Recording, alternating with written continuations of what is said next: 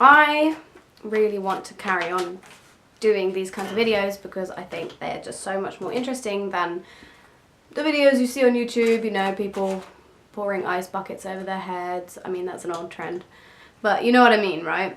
I think there's so much truth to be told in the internet community.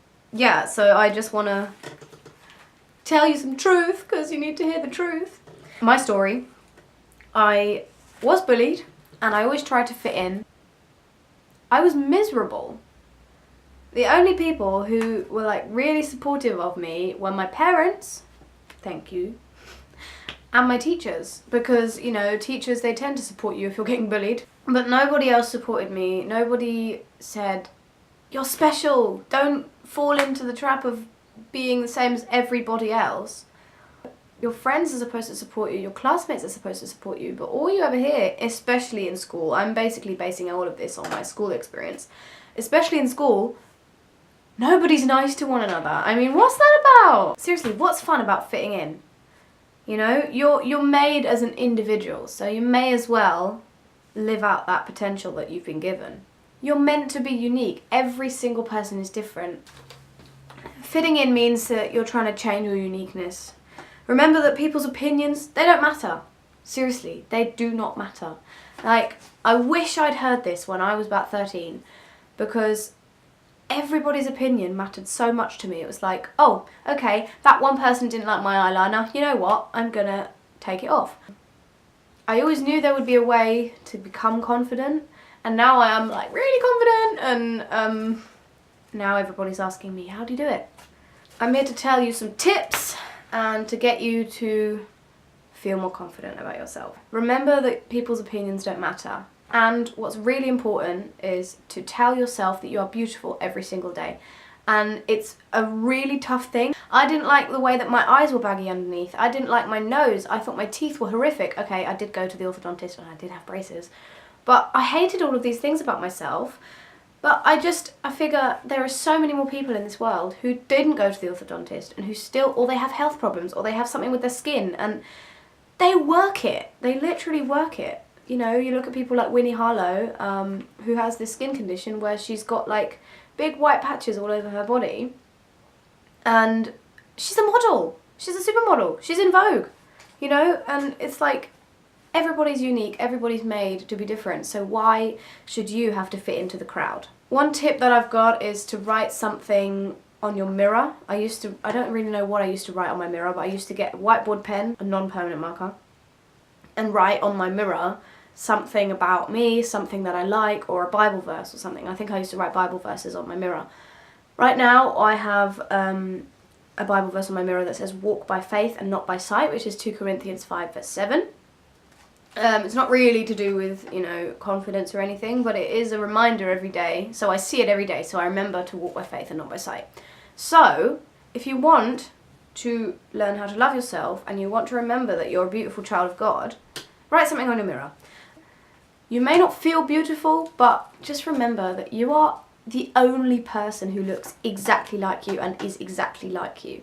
You are an absolutely unique, specifically made for your purpose. I mean, obviously, you know, I believe that God made you like that. If you're watching this and you don't really believe that it was God that made you like that, that's fine. But just remember that a reason to be confident is the fact that you are the only one who is like you.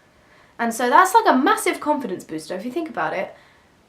That's so cool. That's like amazing. Just resonate on that for a second.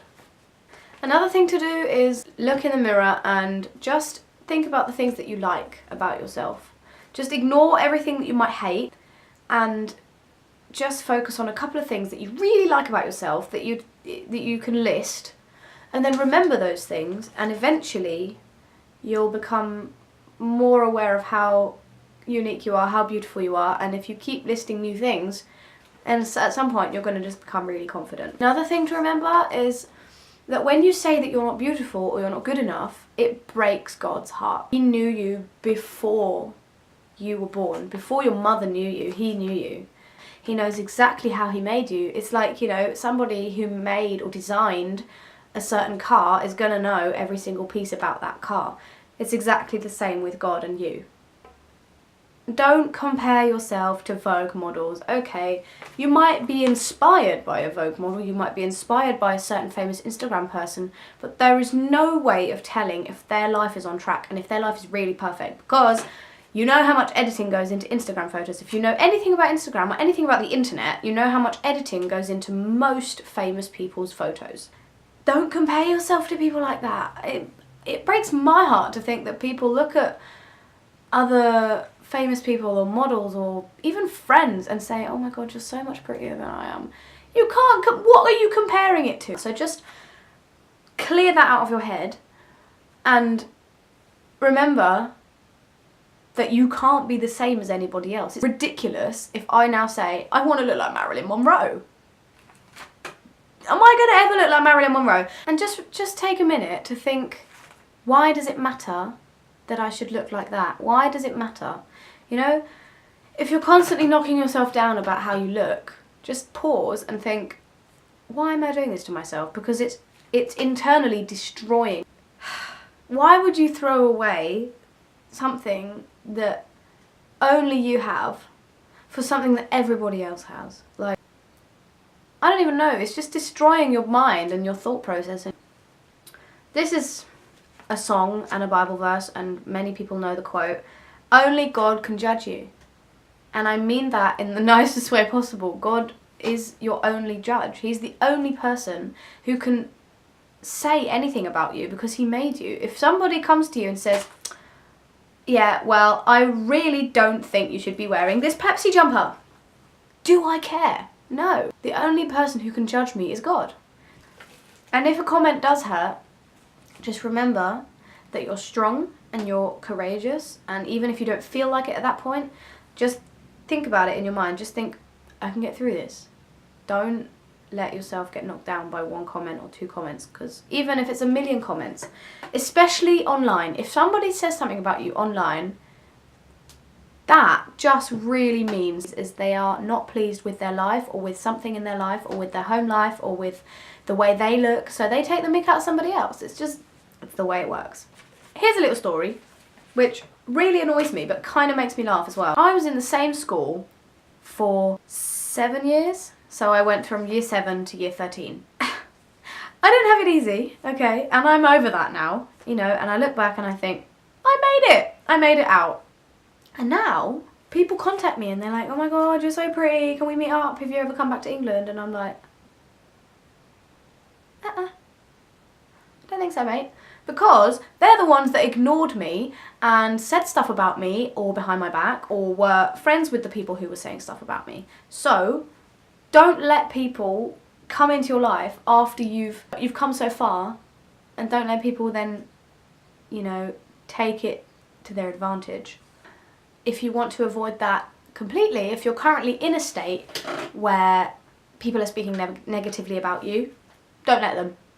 But if they're not willing to tell the entire class that they hate your genes or something, then they should just leave it. A couple of Bible verses that I wanted to share with you. First of all, 2 Timothy 1 verse 7 says, for the Spirit God gave us does not make us timid, but gives us power, love and self-discipline. One girl who picked on me for a long time, I didn't have to ask her if she, you know, needed any help or needed some love in her life, but I was talking to her right at the end of school in year 13, and she apologised for her behaviour in like year 7, and that really helped, you know, and I think it helped that she knew that I didn't really hold grudges. If you don't hold grudges, people will be able to come to you and, you know, apologise and stuff, because they won't think, oh my god, she's going to actually kill me. Another Bible verse, Proverbs 3 verse 26, for the Lord will be your confidence and will keep your foot from being caught. It says in the Bible, God will be your confidence. All you need to do is trust in him that it's going to be okay, and that you can run around wearing what you like, because it doesn't matter at the end of the day. I'm not even talking about just wearing stuff, I'm talking about being so confident that you wake up in the morning and you're like, I cannot wait to just be badass. I don't say that word very often, but that's ultimately, God has given you the power and the strength to be confident every single day, no matter what comes your way. So I have a couple of things that I want to encourage you to do. First of all, the writing on the mirror is totally important because you see it every day and eventually it just goes into your brain. So just think of some Bible verses. Proverbs 31 is a good one. First of all, verse 10 says she's worth more than rubies. That means you're worth more than diamonds, gold, rubies. Everything in this world, everything materialistic, you're worth more than that. So if you write that on your mirror, you'll remember that you're worth more than rubies every day. Unless you don't look in the mirror every day, but who does that? Verse 25 is one of my favourite verses. It says that she's clothed in strength and dignity and has no fear of the future. Now, I love that metaphor that you are clothed fully in this protection and this strength and this dignity that God has given you. And so it just helps you to remember to respect yourself and that you are a strong, independent woman. Or you could just write, you are a beautiful child of God. Or you could just write, you are beautiful. Pray for confidence. Pray that God will give you confidence, because if you trust Him and pray with ultimate trust and faith, He will give it to you. What Pastor Stephen Furtick said in a preach called You Must Be Important is that if you have a massive storm in your life currently, if you're in a massive, massive storm, just remember that what is on the other side is going to be even bigger and it's going to be even greater.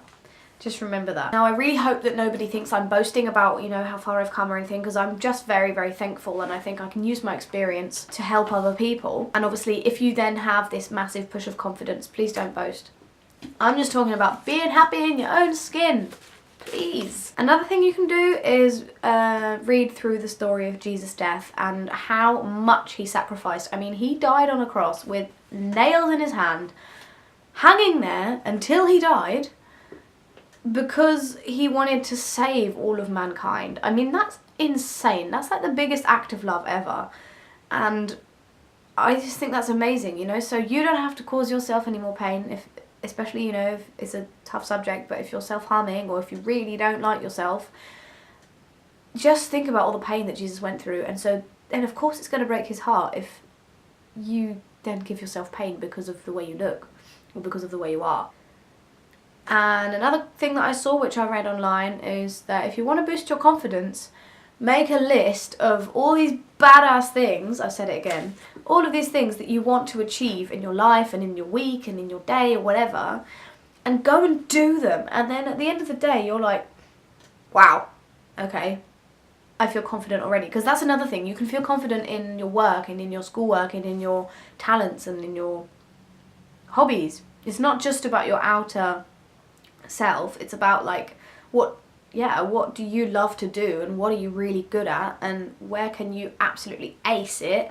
And as soon as you ace something and you put your heart and soul into it, bam, confidence. And just remember that failure is not the end. Failure just prepares you and strengthens you, and this is just the beginning. And like the posters that I have hanging in my bedroom and I hung all around Berlin, your story is not finished. This is the beginning. I'm 20 years old and I am fully aware that this is the beginning. And I always say, I'm so old. I'm only 2 decades old. There is a lot of stuff that God is going to do in my life. So just remember that failure is not the end. I'm going to end this video a little bit differently because my battery died and I can't be bothered to put my camera back on the stand. I just want you to remember that you're beautiful, and I really hope that this video kind of helped you. And if you need any help with anything, please message me, comment and stuff, and push me to make more videos. La la la la la. I love you guys. Thank you so much for watching. Bye.